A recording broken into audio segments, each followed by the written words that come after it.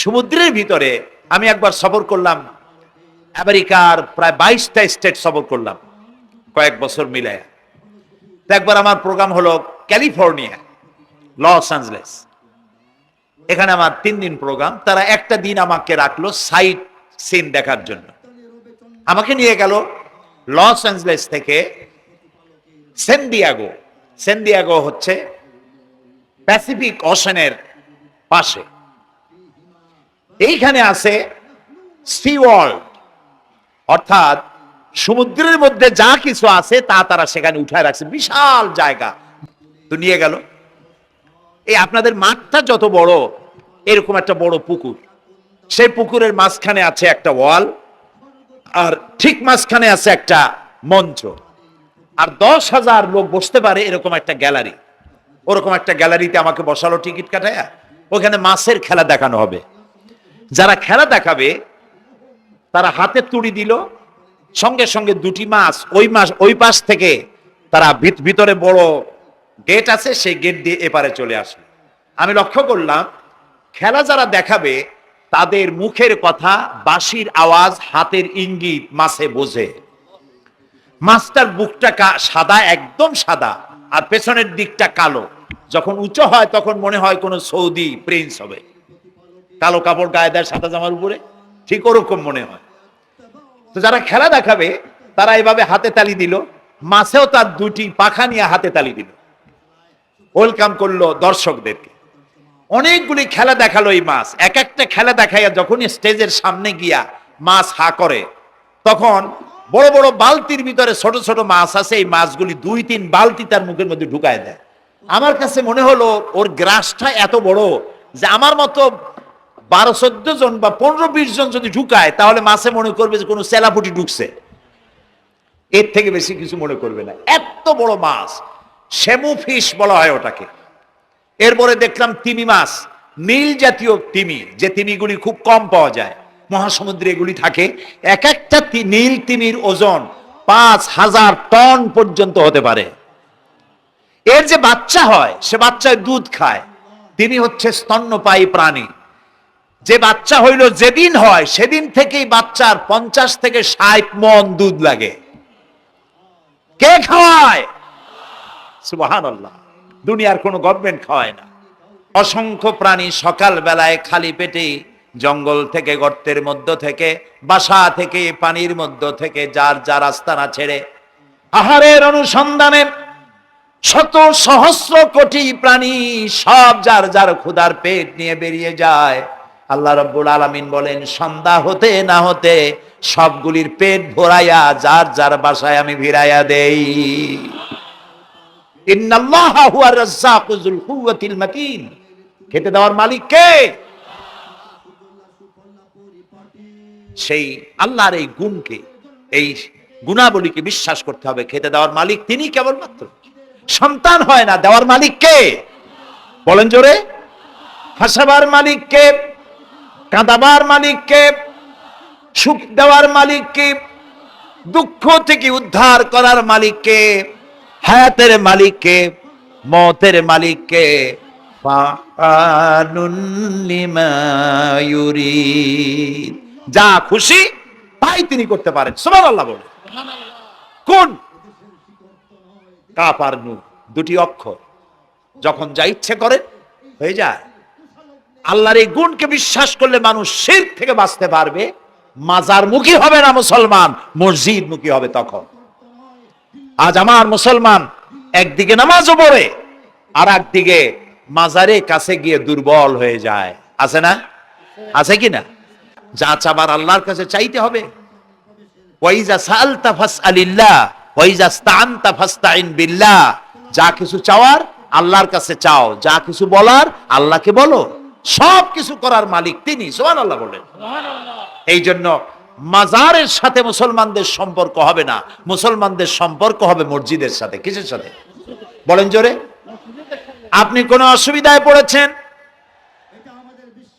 মাজলুম হয়েছেন, অত্যাচারিত হয়েছেন, চাকরির সমস্যা হয়েছে, ঘরে খাবার নাই, অসুখ বিসুখ হয়েছে, নানান ধরনের সমস্যায় পড়েছেন, কোনো মাজার নয়, কোনো পীর নয়, মসজিদের ভিতরে চলে যান, উজু করে মসজিদে ঢুকে 2 রাকাত কাজায়ে হাজাতের নামাজ পড়েন। রাসূলুল্লাহর উপরে যখনই বিপদ হতো তিনি নামাজে দাঁড়ায় যেতেন। সুবহানাল্লাহ বলো। আপনি কেন যাবেন একটা কবরের কাছে? আপনার সাহায্য কামনার জন্য কোনো পীর নয়, আপনার সাহায্যের জন্য কোনো কবর নয়, সাহায্য পাওয়ার জন্য কে? আল্লাহ চান আপনার ঈমানটা খালেস হোক। আল্লাহ তাআলা এটা বরদাস্ত করতে পারেন না যে মানুষ কারো কাছে গিয়া আরেকজনের কাছে গিয়ে নথি স্বীকার করুক। আল্লাহ সহ্য করেন না। ইন্না শিরকা লাযুলমুন আযীম, শিরক হচ্ছে মস্ত বড় জুলম, অত্যাচার। আল্লাহ সব থেকে অপছন্দ করেন কোন গুনাহ বলেন? শিরক। আল্লাহ সহ্যই করেন না। প্রিয় ভাই সব, আমাদের জেহেন সাফ করতে হবে, পরিষ্কার করে বুঝতে হবে আমার ভালো আমার মন্দ কে করতে পারেন? আল্লাহ। সম্রাট শাহজাহান নাম শুনেছেন? কোথার বাদশা বলেন? দিল্লির সম্রাট। সম্রাট শাহজাহান পৃথিবী জোড়া নাম তার। কবি বলছেন, শাহনে জাহাं को जिन्हें फख्र से देते थे बाज, वाज कब्र में है सूरह अलहम्दु की मोहताज। যে শাহজাহানকে কর দিয়া ট্যাক্স দিতে পারলে জনগণ নিজেদেরকে গৌরবান্বিত বলে মনে করত, সেই শাহজাহান কবরে শুয়ে আছে সূরা ফাতিহার মুহতাজ হয়ে আছে। সুবহানাল্লাহ। যদি কেউ আমার কবরের কাছ থেকে হেঁটে যাইতো আর একটু সূরা ইখলাস পড়ে সবরেসানি করতো, আমি কিছু পাইতাম। আহারে, এই এতিম ফকির হয়ে শুয়ে আছে। এক ফকির দিল্লি ঘুরতেছে। একজন বলছে, ভাই তোমারে তো খয়রাত করে দেখতেছি আমি সেই ছোটবেলা থেকে, খালি তুমি খয়রাত করো। একটা জিনিস আপনারা মনে রাখবেন, গরিব আজকে যারা গরিব পরিশ্রমের মধ্য দিয়ে কালকে তারা ধনী হতে পারে, কিন্তু যারা ভিক্ষুক, যারা ভিক্ষা করে জিন্দেগিতে কোনোদিন তারা বড় হতে পারবে না। ভিক্ষা করা যাদের অভ্যাস জীবনেও বাড়ি করতে পারবে না, জীবনেও ধনী হইতে পারবে না, কিন্তু গরিব ধনী হইতে পারবে। কারণ হলো আল্লাহর কাছে দুইটা বৈধ জিনিস অত্যন্ত ঘৃণিত। কয়টা? একটা হলো তালাক আর একটা হলো ভিক্ষাবৃত্তি, মানুষের কাছে চাওয়া। আল্লাহ পছন্দ করেন না। তো ভিক্ষুক ঘুরতেছে, একটা লোক বলল, মিয়া তোমার তো সারা জীবনই খরচ করতে দেখি। খরচ করবো না, করবো কি? যার কাছে যাই সে দেয় 4 আনা 2 আনা 1 টাকা, এর বেশি তো দেয় না। তেদি আমি কেমনে বড় লোক হব? কয় যে তুমি বাদশার চোখে দেখো না, বাদশার চোখে দেখো না। কয় বাদশার কাছে কি আমার মতো লোক যাইতে পারে নাকি? কল না, যাইতে হবে, যাও। বাদশা একবার যাবা, এমন দেওয়া দেবে জীবনে আর তোমার খরচ করা লাগবে না। পাতি শিয়ালের পিছনে ঘুরে তো লাভ নাই। পাতি শিয়ালে খায় মুরগি, তোমার একটা ঠ্যাং দেবে, দাঁতের খেলালের কাজ হবে না। বাঘের পিছনে ঘোরো, বাঘে খায় গরু আর হরিণ, একটা রান দিলে তুমি 1 সপ্তাহ খাইতে পারবা। কাজে ঘুরতে গিয়েও বোঝা উচিত কার সাথে ঘুরি। তো বলছে বাদশার কাছে যাও। তো বাদশারে পাবো কই? কই তো দেখলাম কেবল মসজিদে ঢুকলো। তারপরে ফকির গিয়ে দাঁড়ায় আছে বারান্দায়, দেখে যে উনি বাদশা ভেতরে বসে হাত তুলে আছে ভাবে, আর চোখ দিয়ে পানি পড়ে দাড়ি ভিজে ভিজে পড়তেছে। নামাজ শেষ করে, মোনাজাত শেষ করে বাদশা বেরিয়েছেন। কোন বাদশা? শাহজাহান। বাইরে আসার পর ফকির বলল, আসসালামু আলাইকুম বলে ফকির রওনা করছে। বাদশা বলে, দাঁড়াও, তুমি যে রওনা করলা, তোমার তো ভিক্ষুক মনে হয়, আর লোকেরা যারা ভিক্ষুক না তারাও তো আমার কাছে চায়, আর তুমি তো ভিক্ষুক, চাইলে না কেন কিছু? ভিক্ষুক বলে, জাহাপানা, আমি কিছু চাইতে এসেছিলাম আপনার কাছে, কিন্তু আপনার করুণ অবস্থা দেখে আমার জ্ঞানের চোখ খুলে গিয়েছে। আমি দেখতে পেলাম আমি যার কাছে চাইতে এসেছি, আমি তো কান্দি না, হাতও পাতি নাই। যার কাছে চাইতে আসতাম দিল্লির সম্রাট, আবার কোন সম্রাটের কাছে হাত পেতে ভিক্ষুকের মতো কি জানি চায়, আর চোখ দিয়া পানি পড়ে দাড়ি ভিজে ভিজে পড়ছে। আমার জ্ঞানের চোখ খুলে গেছে, দুনিয়ার বাদশার কাছে আর চাইবো না। বাদশা কান্দে যে বাদশার কাছে, তার কাছেই চাইবো।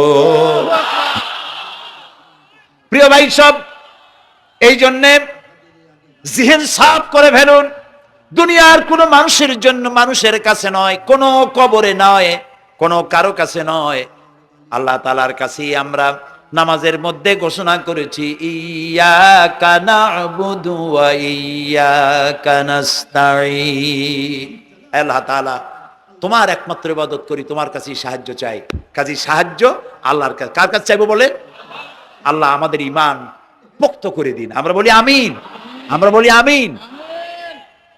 অসুখ বিসুখ হইলে পরে ধৈর্য ধরবেন।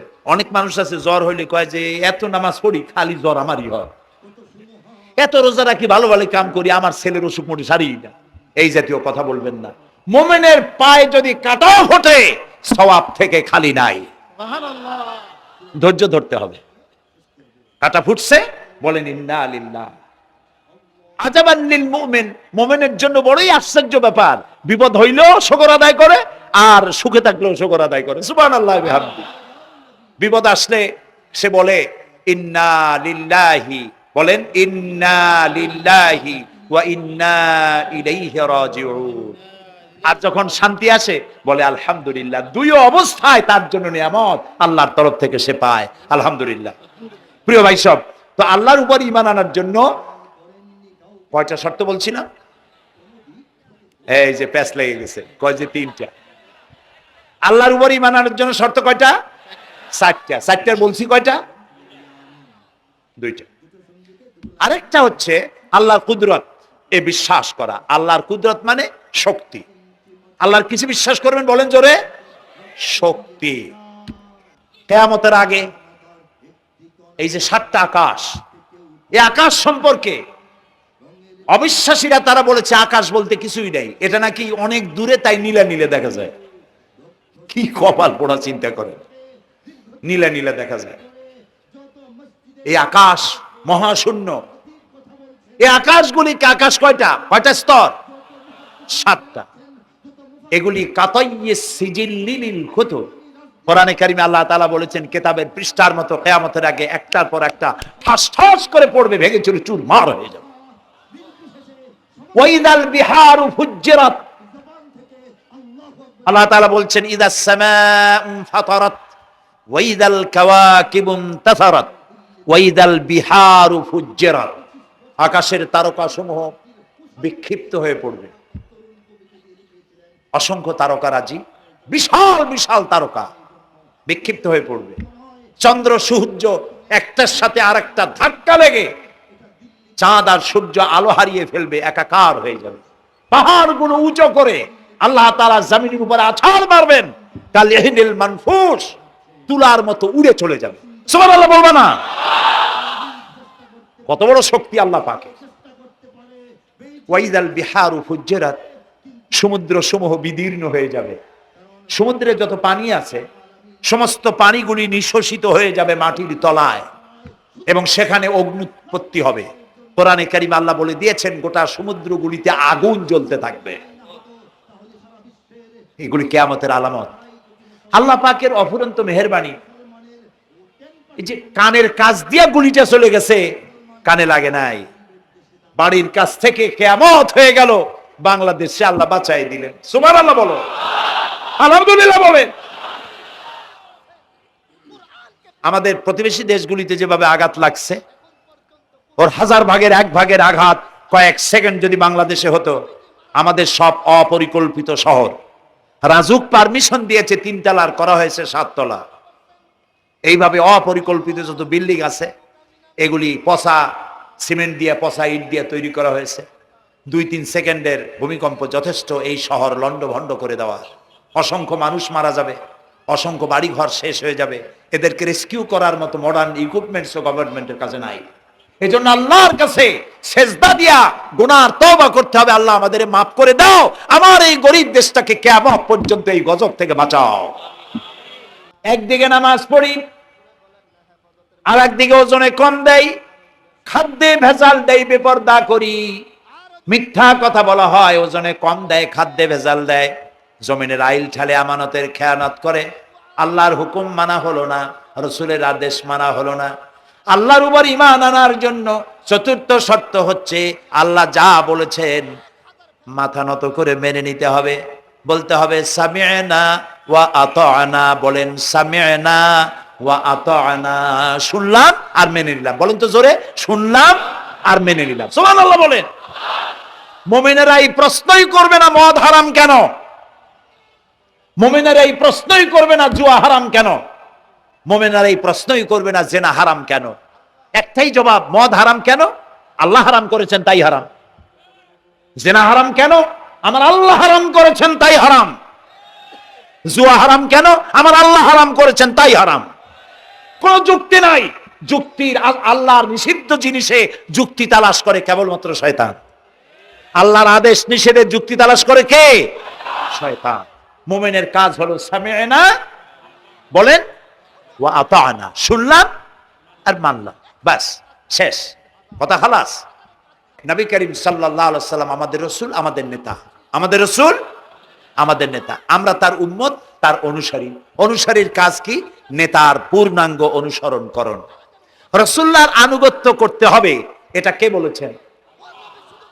আল্লাহ রাব্বুল আলামিন সূরা আলে ইমরানের মধ্যে বলেছেন, কুল ইন কুনতুম তুহিব্বুনাল্লাহা ফাত্তাবিউনি ইউহিব্বুকুমুল্লাহ ওয়া ইয়াগফির লাকুম যুনুবাকুম আল্লাহু গফুরুর রহিম। হে নবী, আপনি বলুন, তোমরা যদি আল্লাহকে ভালোবাসো তাহলে তোমার কাজ হচ্ছে, তোমরা যদি আল্লাহকে ভালোবাসো তাহলে তোমরা আমার আনুগত্য করো, আমার অনুসরণ করো। কার? রাসূলের। বলেন কার? রাসূলের অনুসরণ যদি তোমরা করো, খেয়াল করে শুনতেছেন তো, আল্লাহ তাআলা বলছেন, নবী আপনি বলেন, তোমরা যদি আল্লাহকে ভালোবাসো, তোমাদের এই দাবি যদি সত্য হয়, তাহলে আমার অনুসরণ করো, আমার আনুগত্য করো। আমার অনুসরণ, আমার আনুগত্য করলে পরে তোমাদেরকে আল্লাহ রাব্বুল আলামিন ভালোবাসবেন এবং তোমাদের তামাম জিন্দেগীর সমস্ত গুনাহ খাতা আল্লাহ তাআলা মাফ করে দিবে। আমরা কি গুনাহ মাফ করাইতে চাই? বলেন চাই? আসুন রাসূলের আনুগত্য করুন। রাসূলের আনুগত্য কিরকম? রাসূল যেভাবে মুস্কাটছে আমরা সেইভাবে মুস্কাটবো। তিনি দাড়ি যেভাবে রাখছেন আমরা সেইভাবে রাখবো। তিনি চুল কাটছেন যেভাবে সেইভাবে করব। তিনি পায়ের নখ, হাতের নখ যেভাবে কাটছেন সেইভাবে করব। তিনি যেভাবে বিবাহ করেছেন সেই সুন্নত অনুযায়ী বিবাহ, তিনি যেভাবে দেশ চালাইছেন সেইভাবে দেশ চালাবো। রাসূলের অনুসরণের অর্থ শুধু এই নয় যে তিনি যেভাবে সুরমা লাগাইছেন আমি ওইরকম সুরমা দেব, তিনি যেভাবে কদু খাইছে আমিও কদু খাবো, এটা নয়। এটা নয়, শুধু রাসূলের আনুগত্য হবে মুরগির ফার্ম থেকে শুরু করে জাতিসংঘ পর্যন্ত, জীবনের সব ক্ষেত্রে। আর বিশ্বাস করতে হবে তিনি শেষ নবী, তারপরে আর কোন নবী আসবে না। আল্লাহ রাব্বুল আলামিন সূরা আহজাবের মধ্যে বলেছেন, মা কানা মুহাম্মাদুন আবা আহাদিম মির রিজালিকুম ওয়ালাকির রাসূলুল্লাহি ওয়া খাতামান নাবিয়্যিন। মুহাম্মদ সাল্লাল্লাহু আলাইহি ওয়াসাল্লাম তোমাদের কোন পুরুষদের পিতা নন, তিনি আল্লাহর রাসূল এবং তাকে দিয়ে নবুয়তের মিশনকে খতম করে দেওয়া, কমপ্লিট করে দেওয়া হয়েছে। আর কোন নবী, রাসূলুল্লাহ বলেছেন, লা নাবিয়্যা বাদি ওয়ালা রাসূল, আমার পরে আর কোন নবী আসবে না, রাসূল আসবে না। কথা বুঝে আসছে? আল্লাহর নবীর পরে আর কোন নবী হবে না। আল্লাহর নবী বলেছেন, একটি ইমারত তৈরি করে তার ভিতরে একটা ইট যদি খালি থাকে, একটি ইটের জায়গা যদি শূন্য থাকে, তাহলে সকলের চোখে ধরা পড়বে। ওই ইটখানা দিলে পরে বিল্ডিংটা কমপ্লিট হয়ে যায়। নবুয়তির যে ইমারত আল্লাহ তৈরি করেছিলেন, ওর ভিতরে একটা ইটের অভাব ছিল। আল্লাহ পাক আমাকে দিয়ে সেই শূন্য জায়গা পূরণ করে দিয়ে নবুয়তের মিশনকে কমপ্লিট করে দিয়েছেন। রাসূলুল্লাহ বলেছে, আমার পরে আর কেউ নবী হবে না। পৃথিবীর সব মুসলমানদের আকীদা, মুহাম্মদ সাল্লাল্লাহু আলাইহি ওয়াসাল্লামের পরে যদি কেউ নবুয়তের দাবি করে সে কাফির, হাজার বার কাফির। তারা যারা তাকে যারা নবী মানবে তারাও। রাসূলুল্লাহ বলেছেন, আমার পরে 30 জন মিথ্যেবাদী নবুয়তের দাবি করবে। তার মধ্যে একজন তো দাবি করছে রাসূলের জীবদ্দশায়, একটা ছিল মেয়ে লোক আর একটা ছিল পুরুষ। পুরুষটার নাম ছিল মুসাইলামা কাযযাব, নামই ছিল কাযযাব। কাযযাব মানে মিথ্যাবাদী। দেখছেন অবস্থা, নামই মিথ্যাবাদী। উম্মতেরা কইল যে আপনি তো একজন নবী, আমরা সৌভাগ্য আর দুর্ভাগ্য হোক আপনারা নবী বলে মানলাম। মুহাম্মদ সাল্লাল্লাহু আলাইহি ওয়াসাল্লামের কাছে প্রায় জিবরাইল আসে আর ওহী আনে, আর আপনি আমাদের কোনো ওহী দিতে পারলেন না পর্যন্ত। কয় যে কেবল না নবী হইলাম, অপেক্ষা করো, ওহী আসবেন। বেশ কিছুদিন যাওয়ার পর খুব চিন্তা ভাবনা করে কয় যে ওহী একটা আসছে। উম্মতেরা সব দৌড়ে আসছে, কি ওহি? কয় যে এই মাত্র শেষ রাত্রে জিবরাইল আসছিল, আইসে আমারে কয়ে গেল, একটা সূরা নাজিল করলো। সূরাটা কি? ইন্না আতাইনাকাল আকাক ফাসাল্লি লিরাব্বিকা ওয়াজআক ইন্না শানিয়াকা হুয়াল আবলাক। উম্মতেরা কয় সর্বনাশ, এই সূরা পড়তে গেলে তো আমরা কাইসা মরে যাব। এর অর্থ তো খুব বিকায়দা। কি কি সূরা নাজিল হলো আপনার উপরে? ইন্না আতাইনাকাল আকাক, মানে আমি তোমাকে হুতুম পেশা দান করেছি, সুতরাং তুমি তোমার প্রভুর উদ্দেশ্যে নামাজ পড়ো আর চিৎকার মারো, কারণ তোমার শত্রুরা সাদা এবং কালো বর্ণের। আমরা তো আগামাথা কিছু বুঝলাম না, কি ওই? আচ্ছা ঠিক আছে, পয়গম্বর মুহাম্মদ সাল্লাল্লাহু আলাইহি সাল্লামকে তার উম্মতেরা নিয়ে যায় তাদের বাগানে, মাঝে মধ্যে নিয়ে যায়। নিলে পরে যে কুয়ায় পানি থাকে না, শূন্য কুয়া পানিতে ভরে যায়। যে গাছতলা দিয়ে তিনি হেঁটে যান, যে খেজুর গাছে খেজুর নাই, সেই গাছতলা দিয়ে রাসূল হেঁটে গেলেন, গাছে ফল ধরে যায়। আপনি তো এরকম কিছু দেখাইতে পারেন না। তোমরা তো আমার নেও না, চলো না যাই। নিয়ে গেছে, যাই দেখে যে কুয়ার পাড় দিয়ে যায়, যে কুয়ায় পানি থাকে তা থাকে, শুকায় যায়। যে গাছতলায় দিয়ে যায়, ওই গাছে খোরমা থাকলে সাথে সাথে খড়গুলো ঝরে যায়। উম্মতের কয় কি একটা কপাল পড়ো নবী পাইলাম ভাগে। আল্লাহ তারে শেষ করছে দুনিয়া থেকে, জাহান্নামে চলে গেছে। সেই মহিলাটাও গেছে, সেও গেছে। রাসূলুল্লাহ বলেছেন এইরকম 30 জন মিথ্যাবাদী নবুয়তের দাবি করবে কিয়ামতের আগ পর্যন্ত। গোলাম মোহাম্মদ কাদিয়ানী, এ হলো ইতিহাসে আমরা যদ্য পাই, তার পর্যন্ত 28 জন হয়েছে। মুহাম্মদ সাল্লাল্লাহু আলাইহি সাল্লামের ইন্তেকালের পর ওকে নিয়ে হয়েছে 28 জন। কয়জন হইল? বাকি আছে কয়জন? তাই বলে কিয়ামত যে এই 2 জন হইলি আগামী বছর বা 5-6 বছরের মধ্যে কিয়ামত হবে, ওইটা চিন্তা করেন না। এই পৃথিবীতে একটা লোক আল্লাহ শব্দ উচ্চারণ করার যদি থাকে, কিয়ামত সে পর্যন্ত হবে না। সুতরাং বহুত দেরি আছে কিয়ামতে। তবে ওর মতো আরো শয়তান 2 জন আসবে। গোলাম মোহাম্মদ কাদিয়ানী বলল, আমি পয়গম্বর, আমি নবী, আমার উপরে ওহী আসে। তো তার সঙ্গে ওই যুগের বড় আলেম মাওলানা আতাউল্লাহ শাহ বুখারী রাহমাতুল্লাহ আলাইহি, তিনি বললেন, আচ্ছা তুমি যে নবুয়তের দাবি করো, এই শক্তি তুমি পাও কই? কয় যে আমার শক্তি তো কোরআন, কোরআনের মধ্যেই আছে আমার কথা। কোথায়? কয় সূরা সফের মধ্যে আছে, ইয়াতি মিন বাদি ইসমুহু আহমদ। ঈসা আলাইহিস সালাম আমার ব্যাপারে ফোরকাস্ট করেছেন, ভবিষ্যৎবাণী দিয়েছেন যে আমার পরে একজন আসবে, তার নাম হবে আহমদ। আমি তো সেই আহমদ। মাওলানা বুখারী বলছেন, বেকুব, ঈসা আলাইহিস সালাম যার কথা বলেছেন তার নাম, ঈসা আলাইহিস সালাম যার কথা বলেছেন তার নাম হলো ফকাত আহমদ, আর তোমার নাম হলো গোলাম আহমদ। তাহলে এতে করে বোঝা যায় ঈসা আলাইহিস সালাম যার কথা বলেছেন তুমি সেই আহমদের গোলাম, তো তুমি নবুয়তের দাবি করো কেন? গোলাম আহমদ কয় যে হুজুর, আমার নামের আগে গোলাম বৈশা একটু সমস্যা হয়েছে, ঠিক, তো গোলামটারে যদি বাদ দেই তাহলে তার আপনি আপত্তি করতে পারেন না, আমি আহমদ থাকি আর আপনি আমার উম্মত হয়ে যান। আমি আমার কথা ঈসা আলাইহিস সালাম বলেছেন। মাওলানা বুখারী বলছেন, দেখো তোমার ফতোয়া অনুযায়ী তুমি বলছো নামের প্রথম অংশ বাদ দিয়া শেষের অংশ নিয়ে তোমার উপর ঈমান আনতে, তাহলে আমি, আমার নাম আতা আল্লাহ, তোমার ফতোয়া অনুযায়ী আমার নামের প্রথম অংশ বাদ দিলাম, আতা গেছে, থাকছে আল্লাহ। আর আল্লাহ হয়ে বলছি তোর মতো গাধারে আমি নবুয়ত দেই নেই। এরপর এই শয়তানের মউত হলো কোথায়? বলেন কোথায়? পায়খানার ভিতরে। এই কাদিয়ানীরা, গোলাম মোহাম্মদ কাদিয়ানী কাফের, পরে যারা নবী বলে মানে তারাও কাফের।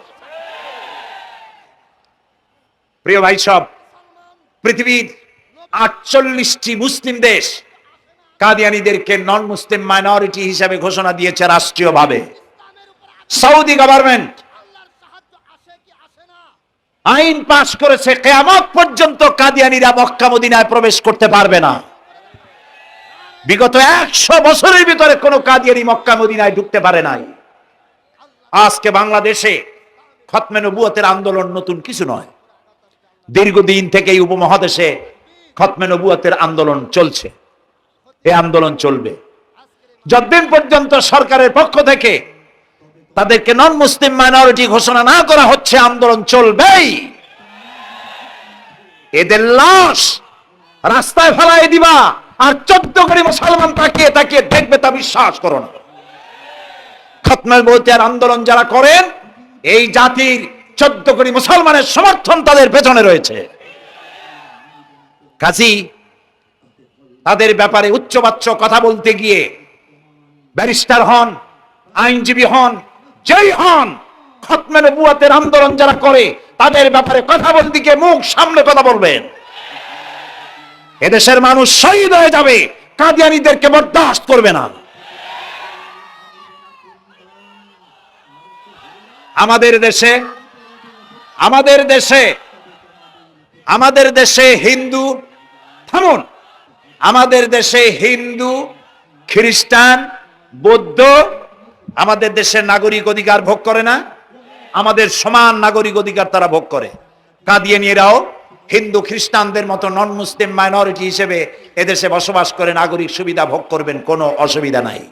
কিন্তু আপনি মুসলমান বলে দাবি করবেন না, শেষ নবী মানবেন না, আমরা এই ব্যাপারে কিয়ামত পর্যন্ত আপোষ করব না। খতমে নবুয়তের আন্দোলন কোনো রাজনৈতিক আন্দোলন নয়, এটি আমাদের ঈমানের আন্দোলন। যারা আন্দোলন করতেছেন তারা আমাদের ফরজে কিফায়ার দায়িত্ব পালন করছেন। প্রিয় ভাই সব, রাসূলের প্রতি ঈমান আনতে হলে এরকম ঈমান আনতে হবে, তারপরে আর কোন নবী আসবে না। আমি দেখেছি ওহদের মাঠে, আমি ওহদে যখন সফর করেছি, আল্লাহ বহুবার নিয়েছেন আলহামদুলিল্লাহ, আমাকে সেখানকার একজন আলেম মদিনার, তিনি আমাকে নিয়ে গেলেন ওহদে বেশ কয়েক বছর আগে। ওহদে গিয়ে দেখলাম, আমাকে দেখালো যে নবী করিম সাল্লাল্লাহু আলাইহি ওয়াসাল্লামের যেখানে দান শহীদ হয়ে গিয়েছিল, দাঁত মুবারক শহীদ হয়েছে, রাসূলুল্লাহ বেহুশ হয়ে পড়ে গেছিলেন। তাকে হযরতে আবু বকর, হযরত ওমর, হযরত ওসমান এই তিনজনে উঁচু করে নিরাপদ জায়গায় নেওয়ার জন্য দৌড়াচ্ছিলেন। পাহাড়ের উপরে যখন উঠতেছিলেন, ওই তিনজন রাসূলকে খাড়ে করে নিয়ে উঠতেছেন, পাহাড় তখন কাঁপতেছিল, পাহাড় কাঁপতেছে, এত বড় কাঁপন উঠেছে পাহাড়ের। পাহাড় সেই এলাকা থেকে কাগজ কাটলে, কেচি দিয়ে কাগজ কাটলে যেমন রেজা রেজা হয়ে যায়, আমার নিজের চোখে আমি দেখলাম, তিনি আমাকে দেখালেন এই সেই এলাকা যেখানে রাসূলকে উঠানো হয়েছিল। পাহাড় আল্লাহর ভয়তে কাঁপতেছিল তরতর করে। সেই উঁচা জায়গা, একটা বিশ্রামের মতো জায়গা পাহাড়ের মধ্যে, সেইখানে তাকে নিয়ে যখন রাসূলকে যখন শোয়ানো হচ্ছিল, পাহাড় কাঁপতেছে। নবী করিম সাল্লাল্লাহু আলাইহি ওয়াসাল্লাম তখন বলছেন, উসবুতি ইয়া জিবাল, উসবুতি ইয়া জিবাল, ইন্নাকা আলাইয়া নবিয়ান ওয়াস সিদ্দিকিন ওয়াস শাহীদাইন।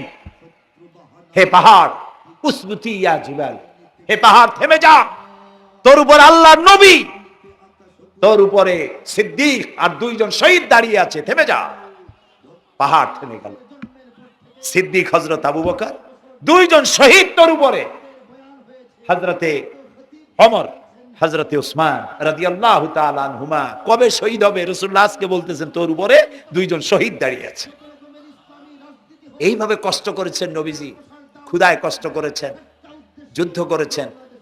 তবে সেই যুদ্ধ আক্রমণাত্মক ছিল না, ডিফেন্সিভ ছিল। আক্রমণকে প্রতিহত করার জন্য তিনি লড়েছেন। প্রিয় ভাই সব, এত কষ্ট করার পর তিনি যে দিন কায়েম করে গিয়েছিলেন, আল্লাহ তাআলা বলছেন, ওয়াতুজাহিদুনা ফি সাবিলিল্লাহি, আল্লাহর রাস্তায় লড়াই করো জান দিয়ে আর মাল দিয়ে আমার দ্বীনকে প্রতিষ্ঠা করার জন্য। যদি তোমরা ইসলাম বুঝে থাকো, এরই মধ্যে তোমাদের জন্য কল্যাণ নিহিত রয়েছে। সুবহানাল্লাহ বলেন, এরই মধ্যে কল্যাণ। মা বোনদের জন্য আজকে তেমন কোনো কথা বলতে পারলাম না, তবে যা বলেছি নারী এবং পুরুষ সকলের জন্য সমভাবে প্রযোজ্য। আপনাদের জন্য একটু বেশি করতে হবে। এই রাসূলুল্লাহ বলেছেন, আল মারআতু ইজা সাল্লাত খামসাহা ওয়া সামাত শাহরাহা ওয়া আতাআত বালাহা ওয়া আহসানাত ফারজাহা। রাসূলুল্লাহ বলেছেন, যে সব মহিলারা 5 ওয়াক্ত নামাজ সঠিকভাবে আদায় করে, রমজান মোবারকের রোজা রাখে, সতীত্বের হেফাজত করে, স্বামীর আনুগত্য করে চলে, কিয়ামতের দিন ওই সব মহিলারা আল্লাহর জান্নাতের যে দরজা দিয়া খুশি সেই দরজা দিয়া জান্নাতে প্রবেশ করতে পারবে। সুতরাং আপনারা এই কথাগুলি মেনে চলুন, আল্লাহ আপনাদেরকে তৌফিক দিন।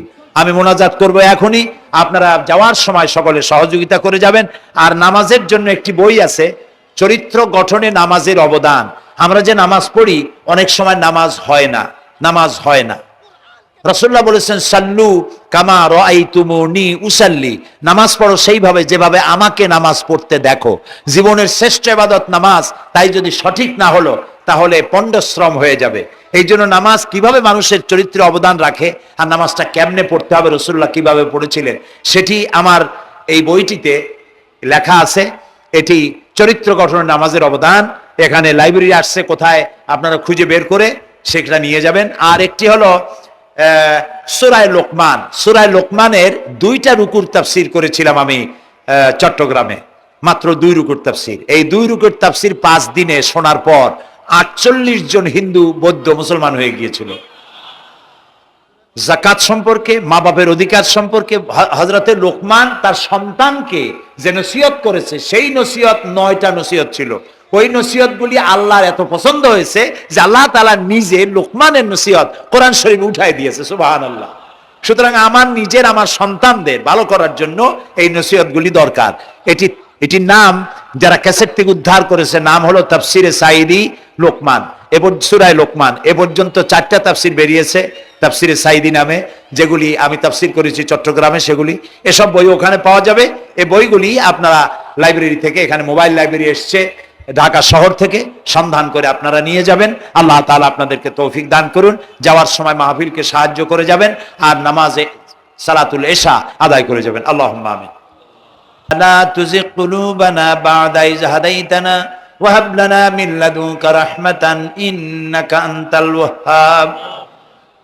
আয় আল্লাহ তাআলা, হাজার হাজার মুসলিম জনতা, পুরুষ এবং নারী, আমরা তোমার দরবারে হাত তুলেছি, গুনার বোঝা মাথায় নিয়ে হাত তুলেছি।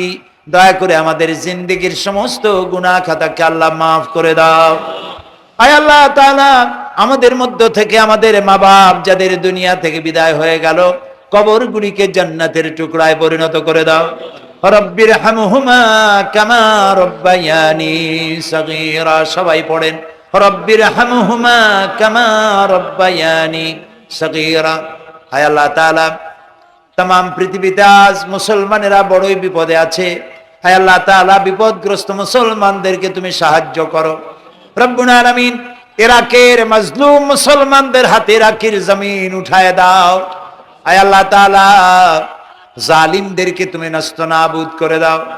আল্লাহ তাআলা, বাংলাদেশ আমাদের প্রিয় জন্মভূমি, এই দেশের উপরে তোমার খাস রহমত নাজিল করো। হায় আল্লাহ তাআলা, ভূমিকম্পে আশেপাশের দেশগুলির মারাত্মক ক্ষতি হয়ে গেল।